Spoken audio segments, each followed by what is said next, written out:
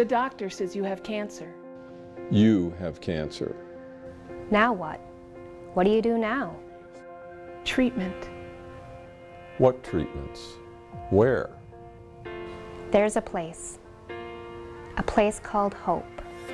Hope Lodge. A home away from home. The cancer journey can be pretty confusing. It can be lonely. That's why we're here. We're here to help. We can get through this together.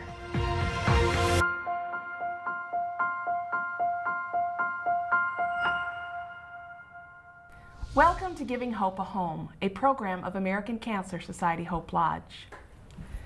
We're your hosts, Jolene Specht, Jewel Quell, and medical oncologist Dr. Bill Hocking. Today is our very first episode of a monthly program, and we will be bringing you news related to cancer research with the help of Dr. Bill Hocking. We will answer some of your questions about cancer and the ways you can manage your own health. And we'll be sharing with you the many resources and programs of American Cancer Society, specifically Hope Lodge. American Cancer Society Hope Lodge provides free lodging for cancer patients and caregivers who are receiving treatment at the local medical facilities. We are from the Hope Lodge in Wisconsin and the only one in Marshfield. We're 31 of American Cancer Society lodges in the nation. It's been a great facility, Bill. Hope Lodge has been a tremendous benefit to our patients at Marshfield Clinic and St. Joseph's Hospital.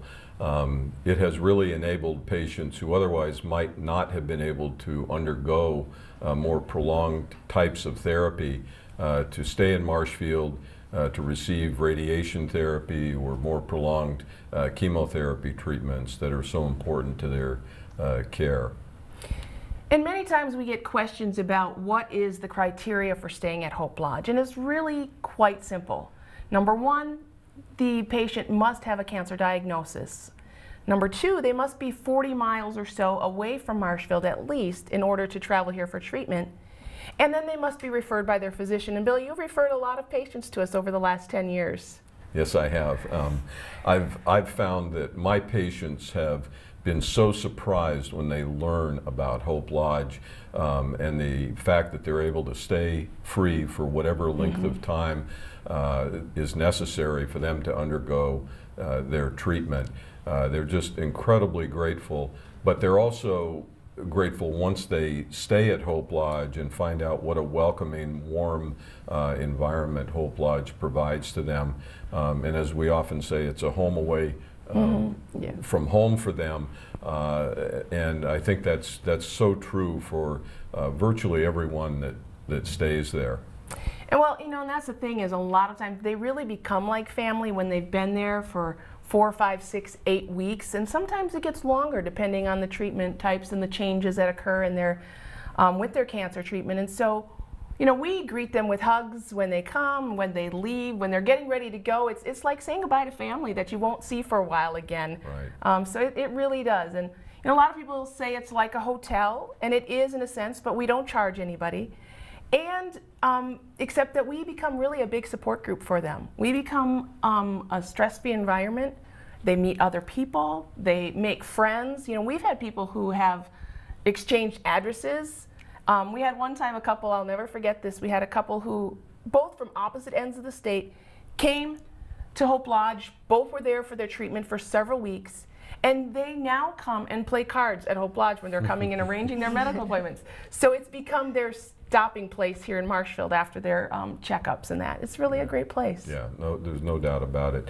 And I think the other major factor, the cost of cancer care is tremendous, and it places a huge burden on patients and their families.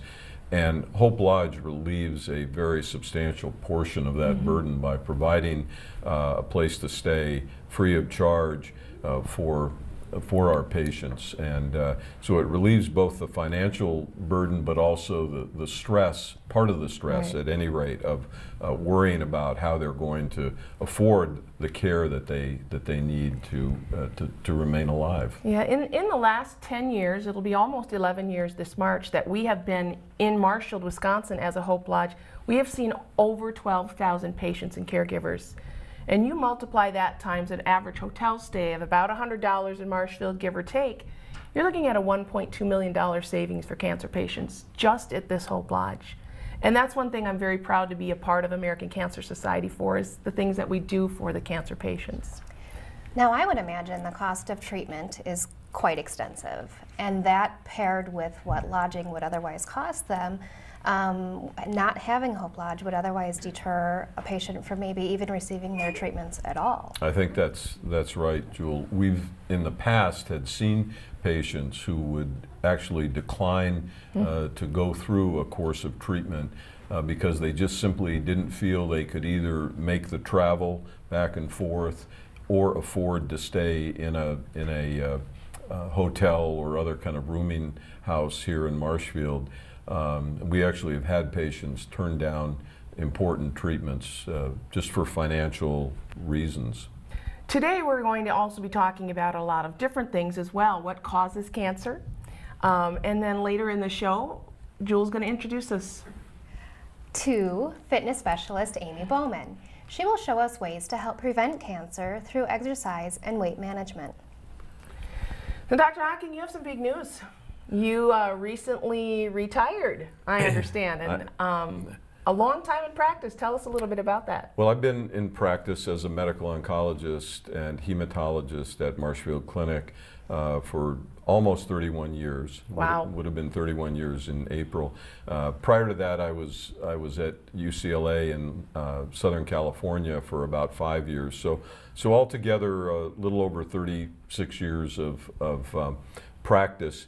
I retired on New Year's Eve. That was that was my last day of practice. That's a way to make a big splash. And it was a big day for me. Yeah. I had a full day of practice that day with patients. But the last several months, it's been saying goodbye to many of my patients who I'm referring on to other colleagues, and that's been an emotional undertaking. Many of these people are people that I've known, some for as long as I've been here, for 30 years. Wow.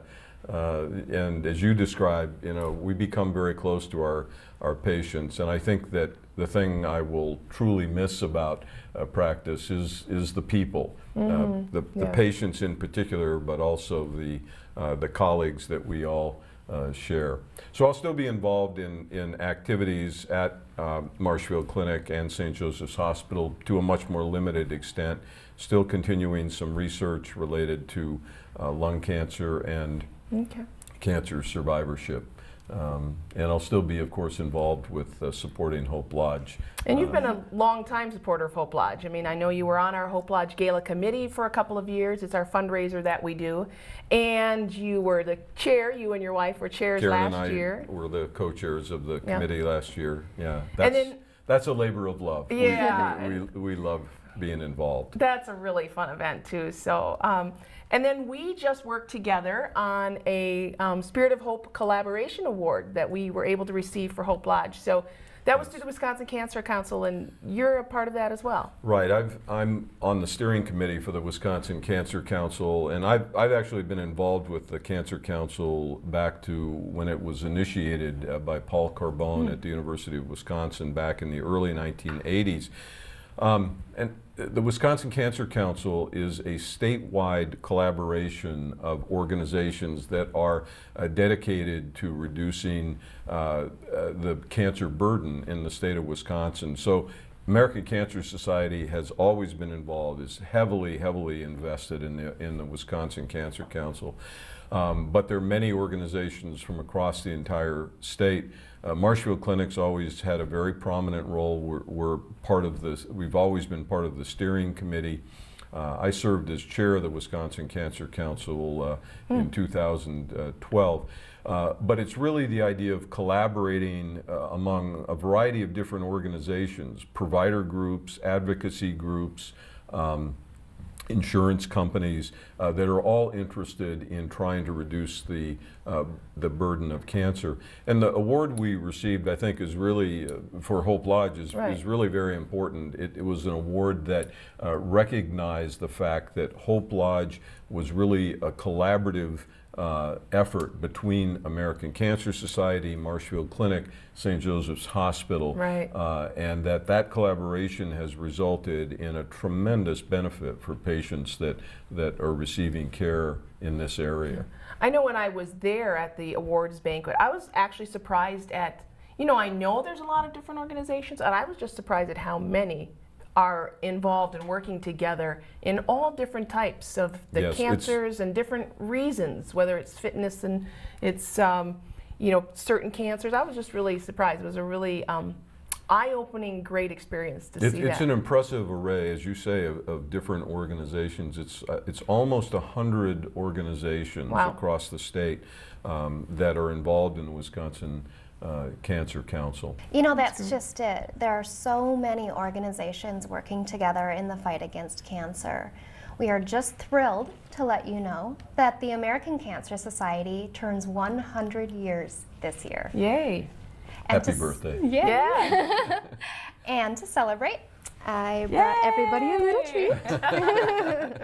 Take a look at this, and when we return, we will talk more with Dr. Hocking.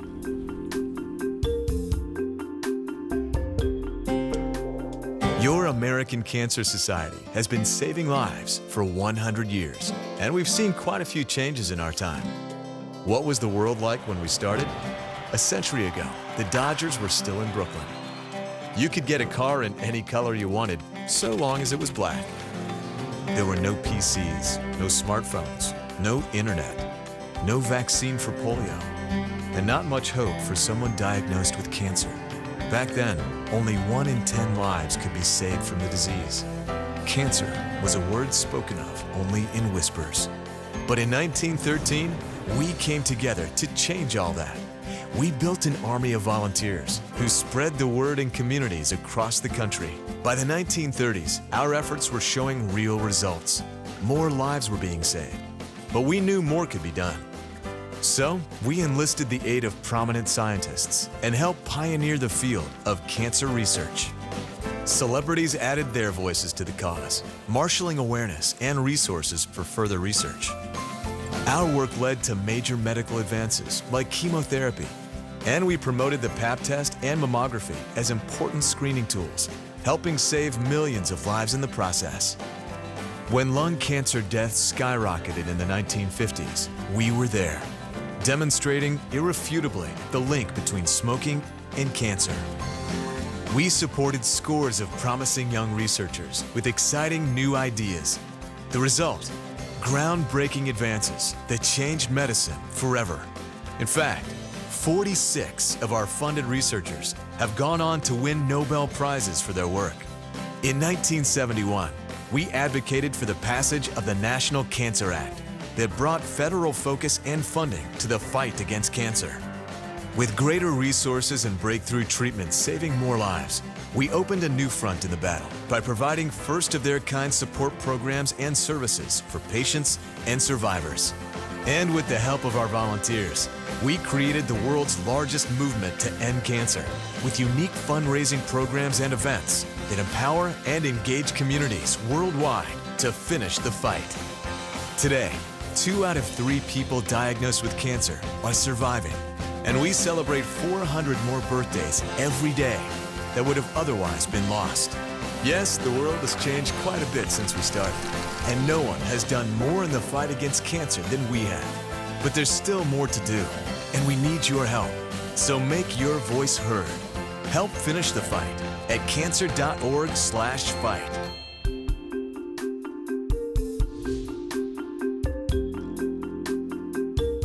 Welcome back to Giving Hope a Home.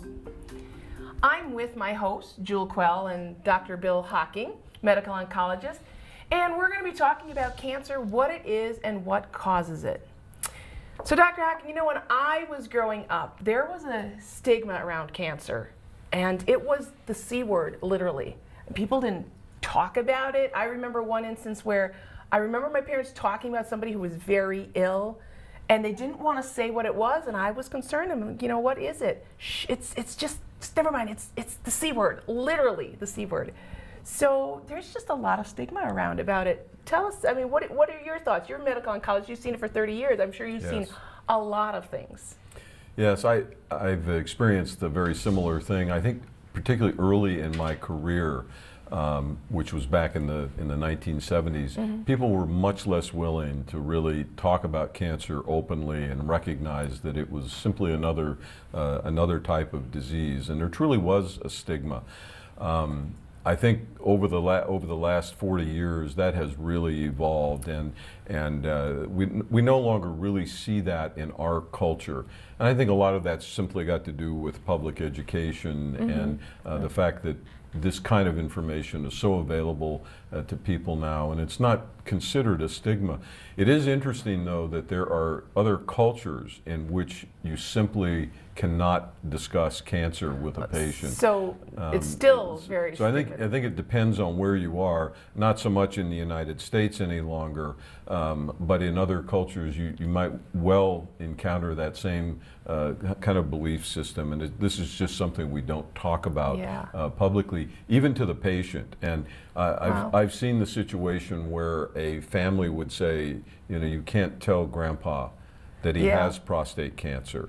And of course, in our culture, that would no longer be acceptable, and certainly we have to have a conversation with any patient about the nature of their illness, whether it be cancer or heart disease or whatever it is. But there's something about cancer that has always frightened people in a way. Even though heart disease is the leading cause of death in the United States, people are much more frightened to think about cancer. I think there's so much unknown about it. There's this great fear. It used to be when, you know, cancer was an automatic death sentence in many people's minds, and we've come so far with research and all of that I think that's helped. And again, the awareness and all of the things that we talk about all the time, you see it. I mean, you see all kinds of things now with regards to cancer awareness.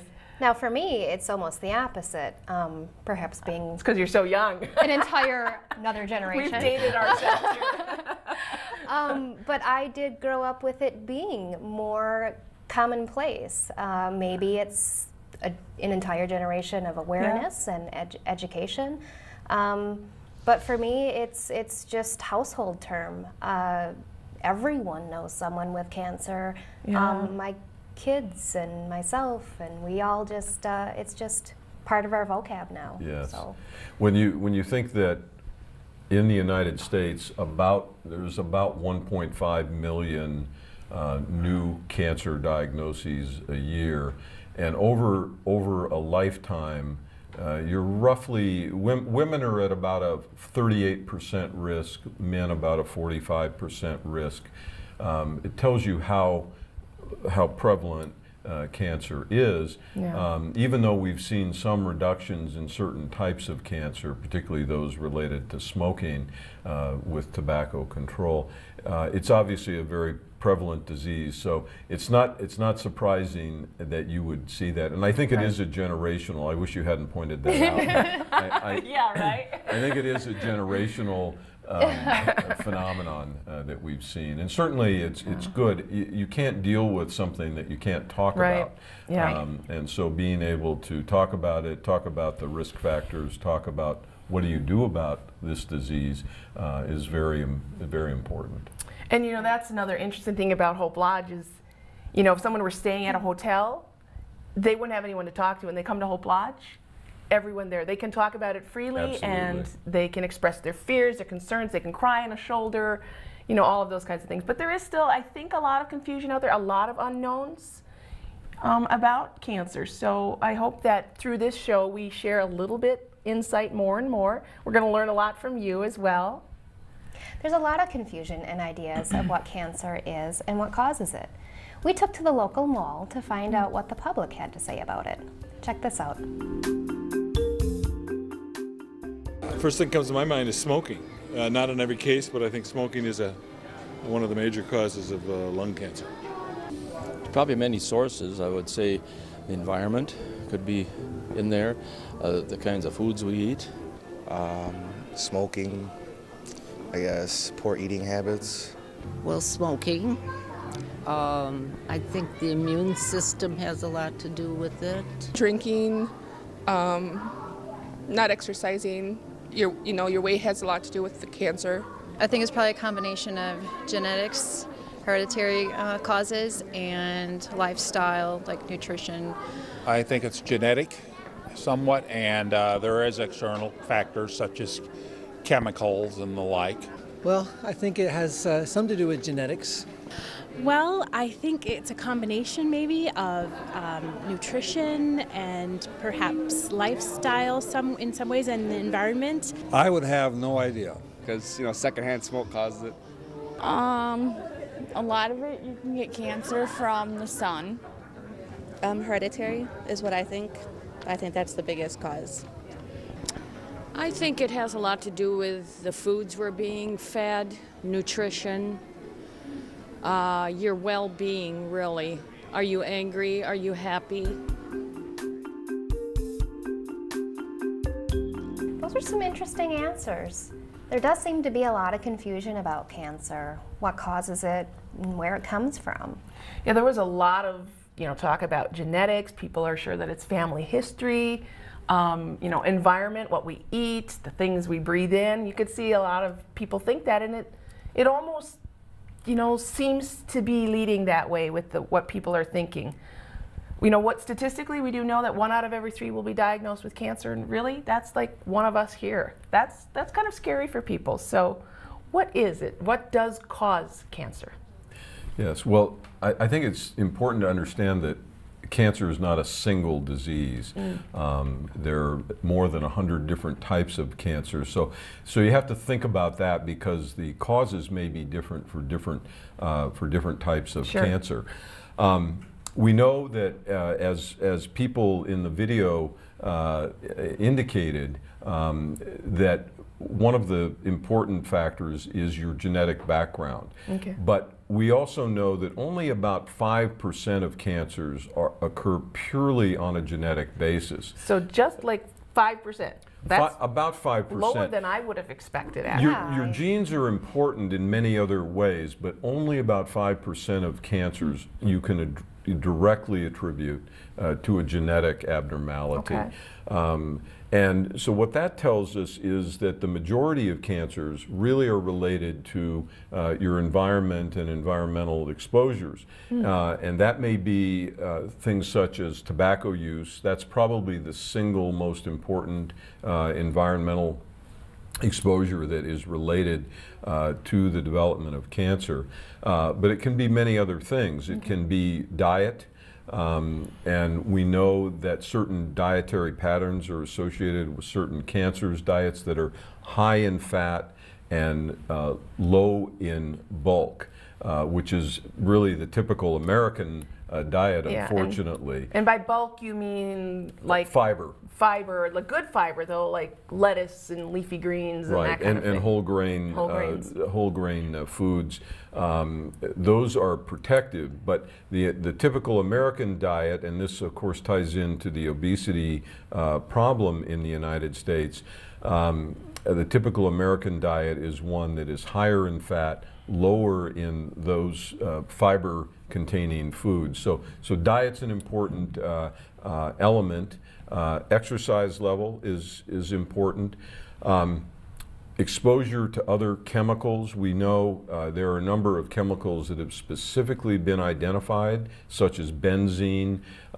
These are chemicals usually associated with particular industries. Are those like pesticides, benzene? Pesticides and herbicides probably play some role, particularly the dioxin containing pesticides play a role. There are a number of other chemicals that have been identified, but those are each a small proportion of the overall risk, but they again play into the risks that we see in general. And I think one of the interesting things is that while cancer itself is not a contagious illness, there are a number of infections that have now been identified that specifically do result in development of cancer. things such as the HPV, the like the human newest one. papillomavirus, and now there's a vaccine that can help protect women, and now in fact it's been demonstrated that the HPV virus is not only important in cervical cancer in women, but has become the predominant cause of head and neck cancers in both men and women. And there's now talk about that same virus. That same type of virus, the HPV virus. There's now talk about using the vaccine to help prevent head and neck cancer. So that type of infections such as hepatitis B virus, hepatitis C virus, those are both associated with infection. Interestingly, an infection that's a fairly common infection, Helicobacter pylori, which is an infection of the stomach, which has for years been associated with certain symptoms like ulcer disease and reflux symptoms, can actually be associated both with stomach cancer and with certain types of lymphomas that may arise in the gastrointestinal tract. So that's but if someone has that virus, that isn't necessarily mean they're going to get that cancer, but it could. But is it prolonged virus, or what makes that virus turn into cancer? Well, any of these infections that are associated with cancer probably result in the development of cancer either through creating an inflammatory environment, that is where there's inflammation in the tissue, and through a number of mechanisms, inflammation can result in cancer development, or by directly altering the genes of cells that result in development of a cancer down the road. But you're correct in saying that many people that have each of these infections will not develop a cancer, but we know that some patients will. And again, that may relate to other exposures. It may relate to their particular genetic background, which may determine their susceptibility to developing cancer. I think one of the other things that is important to know is that probably somewhere around a third to a half of cancers may be preventable by avoiding exposures, not just to these infections, but to dietary factors, tobacco, alcohol. We didn't mention alcohol, but alcohol is also in excess a risk factor for cancer. Alcohol is interesting because we know that low levels of alcohol use may actually reduce the risk of some cancers, but excessive alcohol use I was going to ask you that because you hear it, a glass of red wine on occasion, or even sometimes I've heard some studies say daily is good for you, but yet it's a balance, and often I think the key is moderation. Like many things in life, your mother taught you moderation is good. So watch the size of your glass of wine. Then. Right, That's what you're saying. Or how many of those glasses of wine. Yeah. So it's important, and really it often comes down to common sense. And you just don't do things in excess, and you're probably going to be protecting yourself from at least some of these risks. One thing I do want to emphasize, though, in terms of causes, and that is that tobacco use is without any doubt the single largest preventable cause of cancer. It's also related to a number of other kinds of disease, but particularly in relation to cancer, and it's not just lung cancer. I know. Smoking is related to many other cancers, and it's got to do with the carcinogens, the cancer-causing chemicals in tobacco smoke that get into your bloodstream and then go to other organs. For instance, bladder cancer, which you wouldn't typically think would be exposed to the smoke from a tobacco smoker, is highly associated with tobacco smoke. So Dr. Hocking, we've discussed what causes cancer, but can you help us understand what is cancer? Sure, we can talk about the nature of cancer. I think it helps if you think about the fact that the human body has somewhere around 1 trillion cells, and cells are the basic building block of all organisms. So somewhere around 1 trillion cells. And those cells, each of those cells contains all of your genes. And those cells are constantly dividing. Normally they divide, some of the cells will be dying, new cells will be produced. But every time a cell divides, it has the chance that it can make a mistake when the cell is dividing. And those mistakes can lead to what are called mutations within the cell. Many of those mutations are harmless. The cell will just die as a result, or it will have no effect. But some of those mutations that occur will result in altered characteristics of the cell.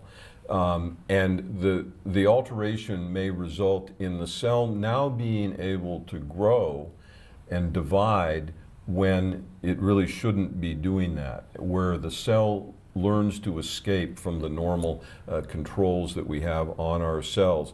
And as you can see on this slide, the hallmarks of cancer really relate to factors that alter the growth of cells, genetic instability. The apoptosis is the phenomenon where cells normally die. And all of the cells in our body are programmed normally to die off at some point. But when a cancer cell develops, that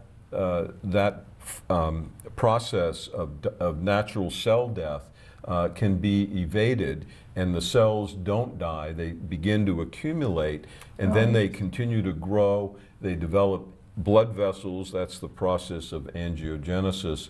And as they develop new blood vessels, then a group of cancer cells, which we call a tumor, can begin to grow and spread. And as you see on the second slide, this kind of illustrates what a group of normal cells versus a cancer cell, a group of cancer cells, which are growing without the normal restriction and controls that you would have, say, in a normal liver cell or a normal lung cell.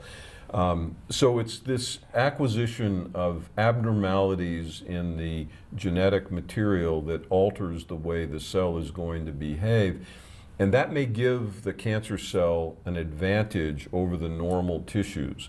And eventually the cancer cell develops the ability to metastasize or spread to other organs. Sure. And that's really when cancers begin to cause the biggest problem and become more difficult to treat and to manage once the cell has escaped from the tissue of origin and gone to other locations. And an example of that, for instance, would be a breast cancer cell that spreads to the bone or to the lung or to the liver and then begins to grow and cause disruption of the function in the other organs. So is it fair to say that if the cancer cells were contained within their area of origin, it would be easier to treat, more curable than when it starts to spread? Does that make sense? Absolutely. Okay. In general, cancers that are still confined to what we would call the primary site, the organ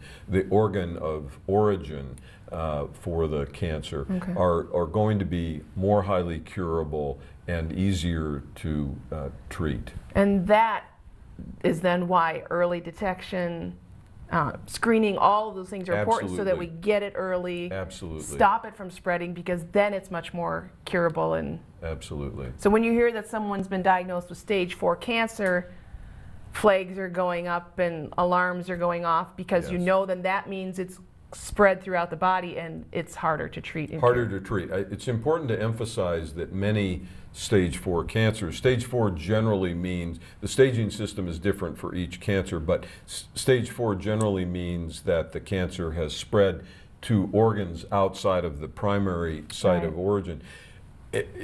Generally that's more difficult to treat, but it's also important to recognize that many stage 4 cancers are still potentially highly treatable and in some cases may be curable.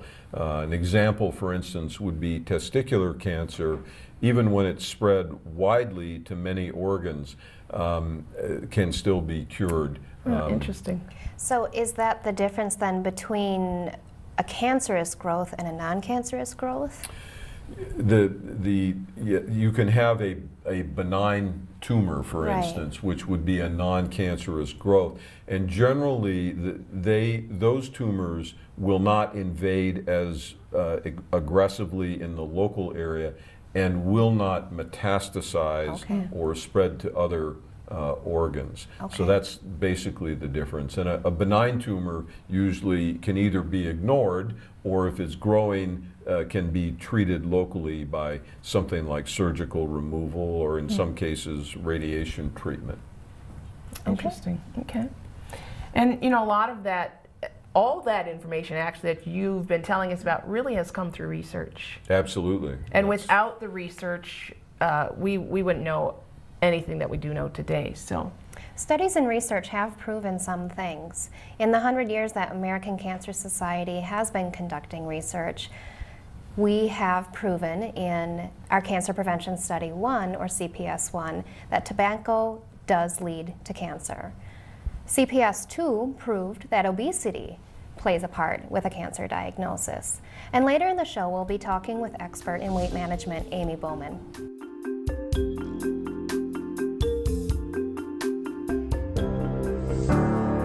Some cancer studies are conducted in scientific labs. Some take place in patient clinics. But one of the most groundbreaking research studies is happening right now in 500,000 American homes. The American Cancer Society's third cancer prevention study, or CPS-3, is one of our organization's most important cancer research efforts to date. The goal? To better understand the lifestyle, behavioral, environmental, and genetic factors that cause and prevent cancer, or in short, to save lives. Over the next 20 years, CPS-3 will track the health of nearly 500,000 Americans between the ages of 30 and 65, using questionnaires to identify long-term cancer connections that don't always appear in a lab. It's an ambitious mission, but it's one the Society has tackled before. In the 1950s, CPS-1 confirmed that cigarettes were linked to lung cancer, while CPS-2, which began in 1982, has revealed strong connections between obesity, lifestyle, and disease. American Cancer Society researchers hope that the insights gained from CPS-3 will ultimately help save lives by eliminating cancer as a major health threat. But we still have a long way to go. Whether you participate or encourage others to enroll, your support of CPS-3 can directly impact our efforts to find new cures, saving even more lives, and ensuring more birthdays.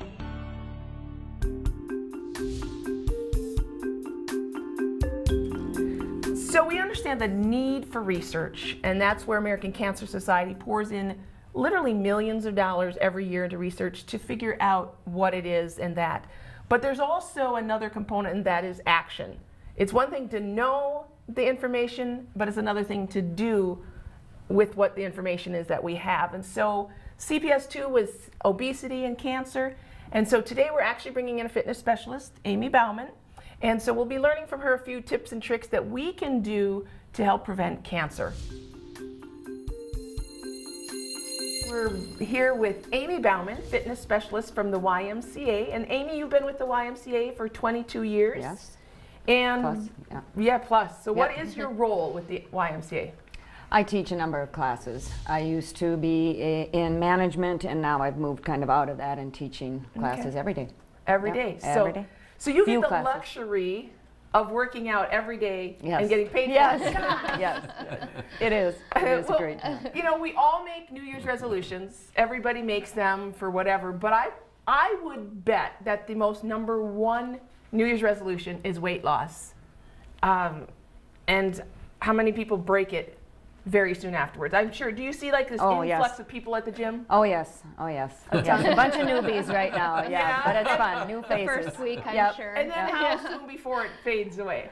Well, the average is usually takes, they say to make a habit, it takes 6 to 12 weeks to make a habit. So if they can get through the first 6 to 12 weeks and continue with it, it usually will last until maybe something goes on in their lives that will, you know, give them a little bump in the road. But otherwise, usually 6 to 12 weeks if you can stick with it. But you probably see a number of people fall off. And we've discussed that American Cancer Society studies show that obesity and cancer are closely, can be closely related. So we want to know from you today some tips we can do to keep ourselves at a healthy weight. Now, we all know that BMI, which is Body mass index. And what does that actually mean? What does that measure? It just compares your height and your weight. Unfortunately, body mass index can work for a lot of people, but it also doesn't measure the amount of muscle that you have. Oh, that's my hope. So, my score. So, you know, it's a good starting measurement, but it doesn't always work. When Brett Favre was a quarterback, he was considered obese with his height and his weight because of his BMI. Okay. Said he was obese. So you have to be careful with numbers all the time. But for the general population? For the general population, yes, it We're works. probably pretty Yes. close. So you can log on to cancer.org and you can go to, Jewel, where is it, to the healthy, we're going to show you here, right here on the thing. I believe it's in Health and Fitness. Yep. There's a BMI calculator where you can enter your weight and height, hit enter, and you get a number back, letting you know where you fall on the chart. What is it, regular, overweight? It's underweight, normal, and overweight, and then obese. Right. Yep. So where you fall in on that chart. And so if you follow that on the screen, you can do that with us. We all did our BMIs. We put in our weights and our heights. And so we're about to reveal them to you, okay? So we're putting a lot on the line here, everybody. But here we go. 3, 2, 1. Ta-da! And mine is 22. Hers is 22, so. I'm in the Brett Favre category. Muscle versus weight. And I'm not surprised. Mine says I'm overweight. I'm not obese, but, you know, not a surprise to me. And Jewel? I expected more, actually. You know, and she's. I don't feel like this is the case, but. So and that can be, that's where BMI kind of can be deceiving, depending on, you may be very unfit, but be at a healthy weight too. Okay. You know, that can always be the case. If you're not exercising or something, I'm not saying you. No, Jewel, but it's true. Yeah. I think that's very important, though. It's not just your weight. It's, Right. It's exercise, remaining fit, Yeah. in addition to your diet and trying to control your weight. Right. And we always say this is with weight and different things too. You don't want people, it's good to know the numbers, but not to rely on the numbers. Yeah. Because you can make yourself crazy getting on a scale all the time or pointing out to these numbers. So you just want to really just try to live an active lifestyle. Just try to change little things every day and a little bit more and take it in bits and pieces. Yeah. Okay, so what are some little things we can do on a daily basis? I know I work 8 hours, 10 hours, sometimes a day, even longer.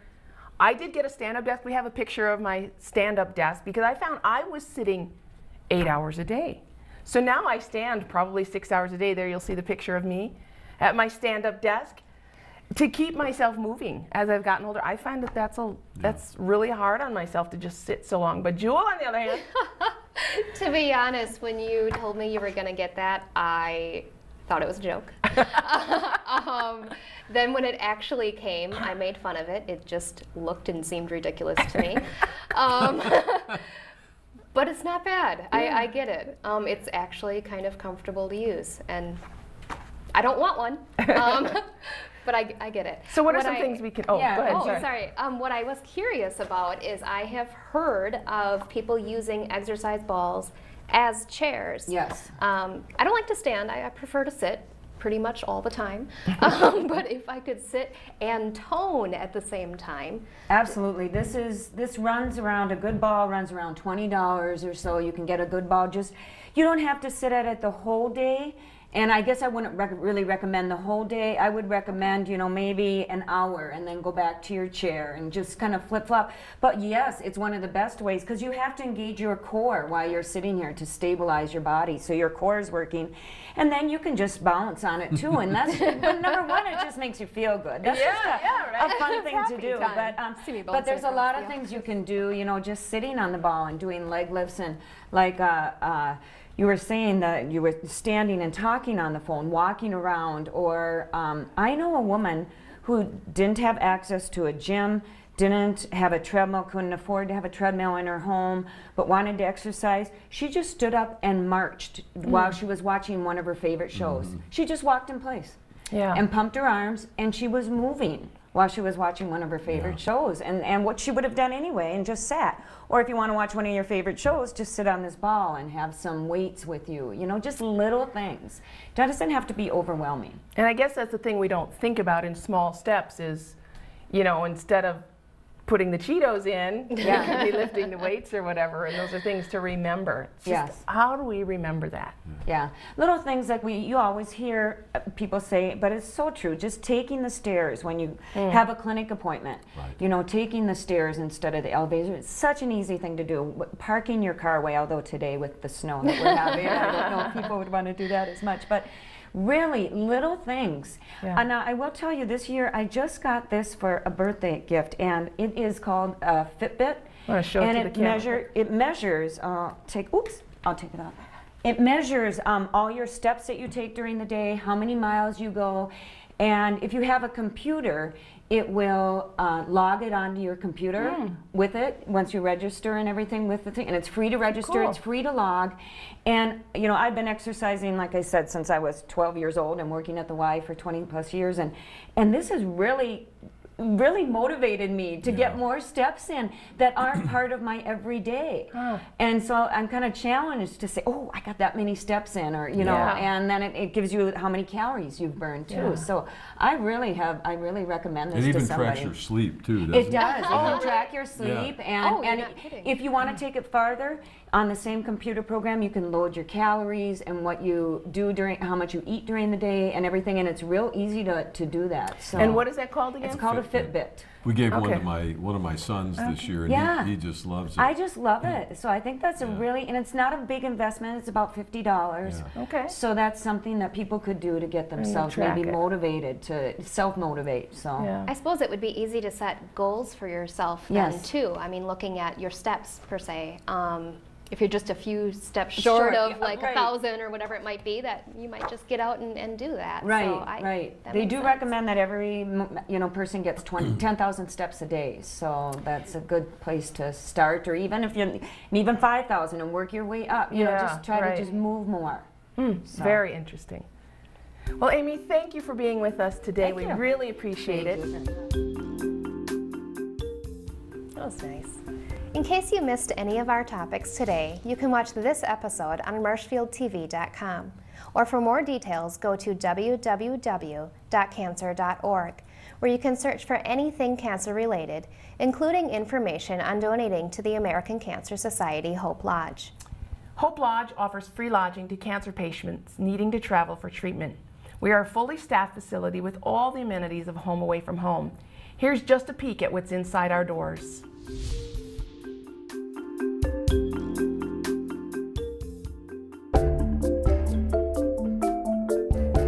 American Cancer Society Hope Lodge serves as a home away from home, free of charge for adult cancer patients and their caregiver. Hope Lodge features fully equipped kitchens where guests can prepare their own meals and store groceries.